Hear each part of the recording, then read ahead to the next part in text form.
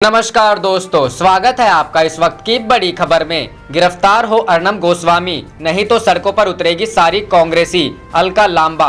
दूसरी बड़ी खबर में बताएंगे अर्नब गोस्वामी को अखिलेश यादव ने दी नसीहत, ट्वीट कर लिखी ये बात। तीसरी बड़ी खबर में बताएंगे CWC बैठक में सोनिया गांधी की सरकार से मांग, लॉकडाउन से बढ़ी बेरोजगारी, संकट से निपटने को हर परिवार को मिले 7,500 रुपए। हर एक खबर में आपको ले जाएंगे, लेकिन खबर में आगे बढ़ने से पहले अगर आपको भी ऐसा लगता है कि मोदी सरकार गरीबों और प्रवासी मजदूरों पर ध्यान नहीं दे रही है, तो आप अभी इस वीडियो को लाइक कीजिए और इस लाल बटन को दबाकर चैनल को फ्री में सब्सक्राइब करके घंटी बजाइए और कमेंट में लिखिए जय हिंद।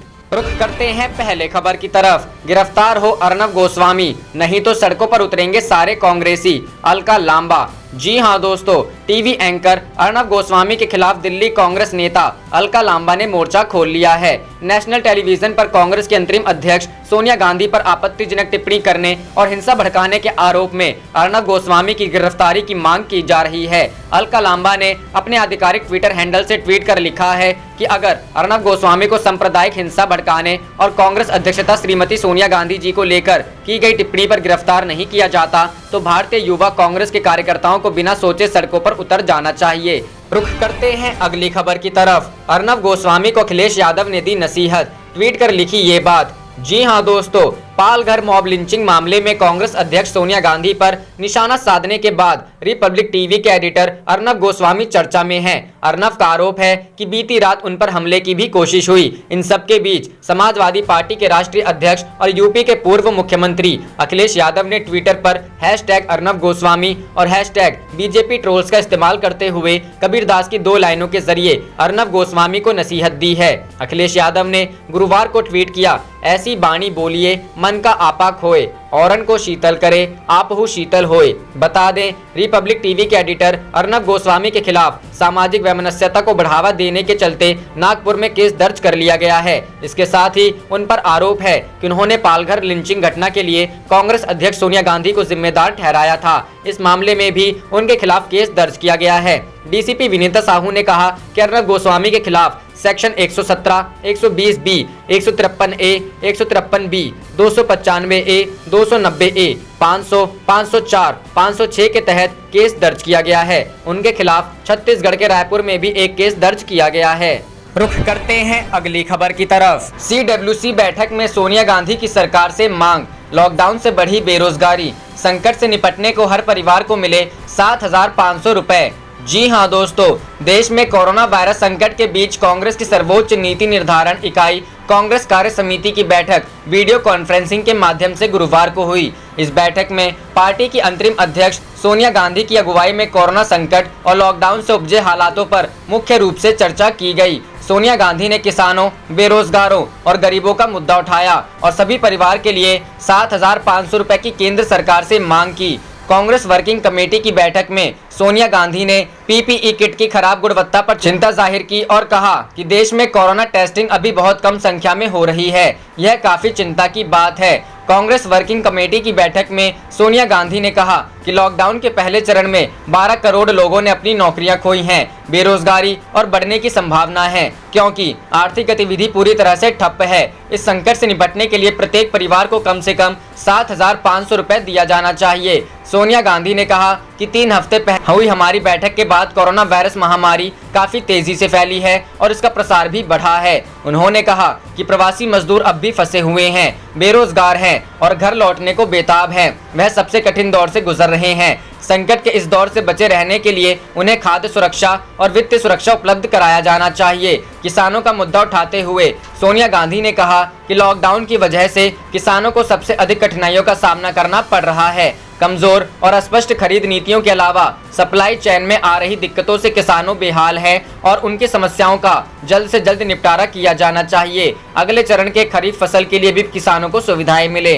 रुख करते हैं अगली खबर की तरफ। गहलोत सरकार का बड़ा फैसला, खाद्य सुरक्षा से वंचित 60 लाख लोगों को बाजार से गेहूं खरीदकर मुफ्त बांटा जाएगा। जी हां दोस्तों, राजस्थान सरकार कोरोना संकट के बीच अब 5 करोड़ लोगों को मुफ्त गेहूं बांटेगी। राष्ट्रीय खाद्य सुरक्षा योजना के दायरे में नहीं आने वालों को भी मुफ्त में गेहूं दिया जाएगा। इसके लिए बाजार से गेहूं की खरीद की जाएगी। प्रत्येक व्यक्ति को 10 किलो गेहूं मुफ्त दिया जाएगा। सीएम अशोक गहलोत ने बुधवार को इसकी घोषणा की। वीडियो कॉन्फ्रेंसिंग के जरिए पत्रकारों से बातचीत में सीएम अशोक गहलोत ने कहा कि सभी 5 करोड़ लोगों को 10 किलो तक मुफ्त गेहूं मिलेगा। सीएम ने कहा कि करीब 60 लाख लोगों को गेहूं नहीं मिल रहा था। इसके लिए अब राज्य सरकार 21 रुपए प्रति किलो के भाव से बाजार से गेहूं खरीदेगी। इससे उन्हें फायदा मिलेगा।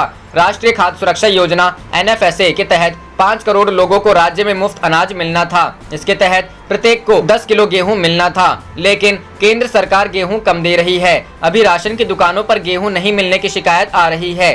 केंद्र ने 2011 की जनगणना को आधार बनाकर गेहूं दे रहा है। इसकी वजह से कम गेहूं मिला है। रुख करते हैं अगली खबर की तरफ। जब सब लोग मिलकर कर रहे हैं कोरोना से जंग, बीजेपी फैला रही नफरत के वायरस। CWC मीटिंग में सोनिया गांधी का हमला। जी हां दोस्तों, कांग्रेस वर्किंग कमेटी की बैठक में गुरुवार को पार्टी के अंतरिम अध्यक्ष सोनिया गांधी ने भाजपा पर निशाना साधा। सोनिया ने कहा कि कोरोना वायरस से लड़ाई के समय जब सबको साथ होना चाहिए, तब भाजपा नफरत और सामुदायिक भेदभाव फैला रही है। वहीं पूर्व प्रधानमंत्री डॉक्टर मनमोहन सिंह ने कहा कि कोरोना वायरस को हराने में केंद्र और राज्य सरकार का समन्वय ही काम आ सकता है। रुख करते हैं अगली खबर की तरफ। कांग्रेस शासित राज्यों के सीएम की मांग, टेस्टिंग और PPE केंद्र खरीदे ताकि सबको मिले बढ़िया क्वालिटी। जी हां दोस्तों, कोरोना वायरस महासंकट के बीच गुरुवार को कांग्रेस पार्टी की वर्किंग कमेटी की बैठक हुई। इस बैठक में कांग्रेस शासित प्रदेश के मुख्यमंत्रियों ने केंद्र सरकार पर बड़ा हमला बोला। इस दौरान सबसे अहम मुद्दा कोरोना वायरस की टेस्टिंग और PPE की क्वालिटी को लेकर ही रहा। यहाँ अपील की गई है कि टेस्टिंग किट और PPE को केंद्र के द्वारा खरीदे जाने चाहिए और फिर राज्यों को आगे बढ़ाना चाहिए। राजस्थान के मुख्यमंत्री अशोक गहलोत ने इस बैठक में मांग की है कि टेस्टिंग उपकरणों की खरीद को केंद्र के अधीन होना चाहिए, ताकि उचित मात्रा और बढ़िया क्वालिटी केंद्र के जरिए ही हर राज्य को मिल पाए। अशोक गहलोत ने कहा कि रैपिड टेस्टिंग किट भी पूरी तरह से फेल हुई है, जिससे निराशा ही हाथ लगी है। दूसरी ओर पंजाब के मुख्यमंत्री कैप्टन अमरिंदर सिंह ने कहा कि उन्होंने 1 लाख टेस्टिंग किट की मांग की थी, लेकिन सिर्फ 10,000 ही दिए गए, वो भी चीन में निर्मित थे, जिनकी वैधता पर सवाल खड़े होते हैं। बता दें कि पंजाब ने गुरुवार को ही बड़ी मात्रा में चीन से आई किट वापस करने का फैसला लिया है। रुख करते हैं अगली खबर की तरफ। 1.13 करोड़ सरकारी कर्मचारियों को झटका, महंगाई भत्ता बढ़ाने पर लगी रोक। जी हां दोस्तों, केंद्र सरकार के कर्मचारियों और पेंशनधारियों के लिए महंगाई भत्ता बढ़ाने पर रोक लगा दी गई है। 1 जनवरी से 31 दिसंबर 2020 तक बढ़ा DA नहीं देने का प्रस्ताव है। सरकार के इस फैसले का असर 54 लाख सरकारी कर्मचारियों और 65 लाख पेंशन भोगियों पर पड़ेगा। बता दें कि पिछले महीने सरकार ने केंद्रीय कर्मचारियों के महंगाई भत्ते में 4% बढ़ोतरी की घोषणा की थी। DA को 17% से बढ़ाकर 21% किया गया था। 1 जनवरी 2020, 1 जुलाई 2020 और 1 जनवरी 2021 से बढ़ने वाले महंगाई भत्ते पर रोक लगी है। इसके साथ ही आगे चलकर ये बढ़ा हुआ महंगाई भत्ता एरियर के तौर पर भी नहीं मिलेगा। सरकार ने बढ़ा हुआ महंगाई भत्ता रोकने का आदेश दिया है। केंद्र सरकार के कर्मचारियों और पेंशनधारियों को अब 1 जनवरी 2020, 1 जुलाई 2020 और 1 जनवरी 2021 से बढ़ने वाला DA नहीं मिलेगा। जो DA रोका जा रहा है उसका एरियर के तौर पर भुगतान भी नहीं होगा। कहा जा रहा है कि सरकार का यह फैसला कोरोना वायरस महामारी के चलते लिया गया है, जिसकी वजह से सरकारी राजस्व बुरी तरह प्रभावित हुआ है। सरकार के इस फैसले का असर 54 लाख सरकारी कर्मचारियों और 65 लाख पेंशन भोगियों पर पड़ेगा। रुख करते हैं अगली खबर की तरफ। तैयार रहिए, मई में भी थोड़ी बहुत ढील के साथ लॉकडाउन आगे भी रहेगा जारी।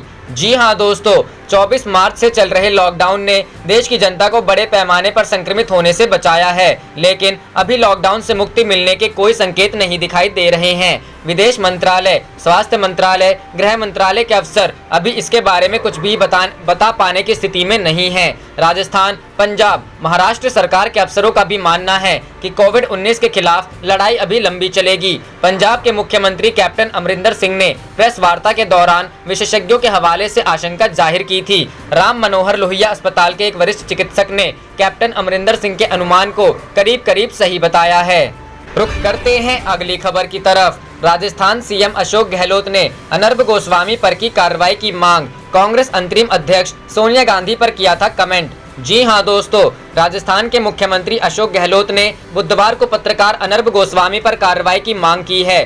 सीएम गहलोत ने अपने आधिकारिक ट्विटर हैंडल पर लिखा कि अनर्ब गोस्वामी ने सोनिया गांधी पर जो बयान दिया है वह बेहद निंदनीय है। उन्होंने लिखा, अनर्ब ने समझ खोकर अपनी सभी सीमाओं को लांघ दिया है। उसे खुद पर शर्म आनी चाहिए। मुझे एडिटर्स गिल्ड से पूछना चाहिए, क्या पत्रकारिता का सबसे गिरा स्तर नहीं है? बता दें कि पालघर में हुए मॉब लिंचिंग पर कांग्रेस की चुप्पी के पर कांग्रेस के अंतरिम अध्यक्ष सोनिया गांधी को घेरते हुए रिपब्लिक टीवी के संस्थापक अनर्ब गोस्वामी ने तीखे सवाल पूछे। आप देख रहे थे आपका अपना चैनल जय हिंद जय भारत।